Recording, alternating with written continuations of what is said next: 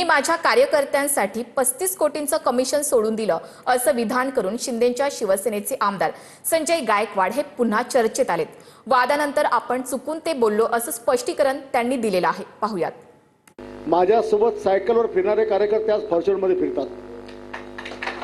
एवढी जवळपास 35 कोटी रुपयाचं माझं कमिशन मी कार्यकर्त्यांना सोडून दिलं। जवळपास 35 कोटी रुपयाचं माझं कमिशन मी कार्यकर्त्यांना सोडून दिलं की तुम्ही स्ट्रॉंग आहात, तुम्ही स्ट्रॉंग झाले तर मी स्ट्रॉंग त्या ठिकाणी होईल। तुमचं वक्तव्य एक चर्चेमध्ये आहे। 35 कोटीचं कमिशन मी माझ्या कार्यकर्त्यांसाठी सोडलं, यावरून विरोधक आक्रमक झालेले आहेत आणि आता म्हणतात की कमिशनचं राजकारण महाराष्ट्रामध्ये सुरू झालंय। बघा, त्या बोलण्यामध्ये काही अर्थ नाही, तो शब्द चुकून तोंडातून बाहेर पडलेला आहे। माझा हात 3 महिन्यापासून मी वर्किंगमध्ये नाही, त्याच्यामुळे काही मेसेज माझ्या ब्लॉक झाल्या म्हणून माझी बोबडी त्या ठिकाणी बोलताना वळते।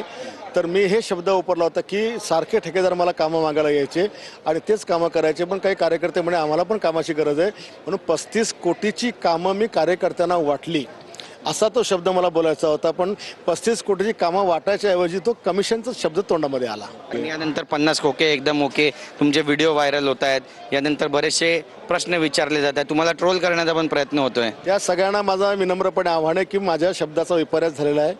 कामाच्या ऐवजी कमिशन शब्द आला तो, आणि मी आता तुम्हाला सांगत आहे, त्याच्यामुळे त्याला कोणी काही ट्रोल बिल करायची आवश्यकता नाहीये। मी कार्यकर्त्यांना 35 कोटीची कामाचं वाटप केलेलं आहे।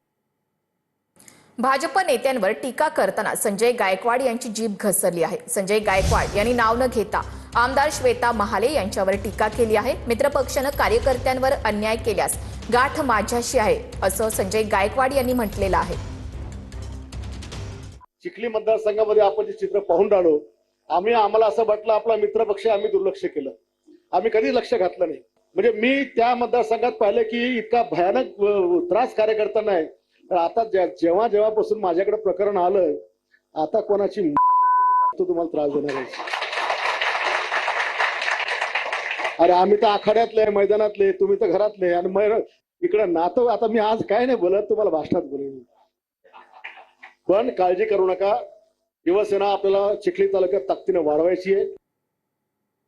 अशोक खरात व्यक्तिगत कसा होता हे मला माहित नव्हतं असं दीपक केसरकर यांनी म्हटलेलं आहे। एकनाथ शिंदे आणि मी मंदिरात फक्त दर्शनासाठी गेलो होतो असं स्पष्टीकरण सुद्धा केसरकर यांनी दिलेलं आहे। खरात सोबतचे फोटो व्हायरल झाल्यानंतर केसरकरांनी हे स्पष्टीकरण दिलेलं आहे। खरात प्रकरणात मंत्र्यांना ओढणं योग्य नाही असंही दीपक केसरकर यांनी म्हटलंय। मंदिरामध्ये नेण्यात चुकीचं काय आहे? उद्या जर असं झालं तर अनेक मंदिरामध्ये जायला आम्हाला भीती वाटेल। अनेक जे साधू संत आहेत त्यांना भेटताना आम्हाला, कारण कोणाचं व्यक्तिगत जीवन कसं असतं हे कोणालाच माहिती असू शकत नाही। अशोक खरातांचं व्यक्तिगत जीवन असं असेल हे आम्हाला माहिती असण्याचा प्रश्नच उद्भवत नाही। तुम्ही मुद्दाम ईशानेश्वर मंदिरला जाऊन बघा, अतिशय सुंदर असं बांधलेलं ते मंदिर आहे।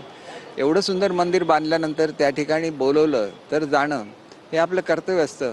आणि आज जे काय संजय राऊतनी स्टेटमेंट केलेत, पूजा वगैरे अशा कोणीच केलेल्या नाही आहेत। एखाद्या मंदिरात जाणं, तिथं देवाला नमस्कार करणं म्हणजे काय चुकीचं आहे का? बँकेतून 1 लाख रुपये काढायचे असल्यास आधी तत्काळ पैसे मिळत होते, आता उद्या या असं सांगितलं जातं। देशातील बँकिंग व्यवस्थेवरून वंचित आघाडीचे अध्यक्ष प्रकाश आंबेडकर यांनी टीका केलेली आहे। तर 1 महिना थांबलो तर बँकेतून 10,000 रुपये काढणं सुद्धा कठीण होईल असं वक्तव्य सुद्धा प्रकाश आंबेडकर यांनी केलेलं आहे। बैंकों से अगर 1 लाख रुपया आप निकालने जाओगे, पहले तुरंत मिलता था 1 लाख रुपया, लेकिन आज की वक्त में बैंक का कैशियर ये कहता है भैया 1 दिन के बाद आ सकते हो।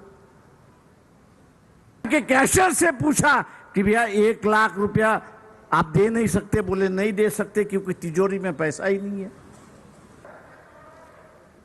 और बैंकों से कर्जा लेने की वजह से आम जनता के पास पैसा नहीं है। 1 महीना रुकिए, आपको 10,000 भी नहीं मिलेंगे। ऐसी परिस्थिति बैंकों की होने जा रही है।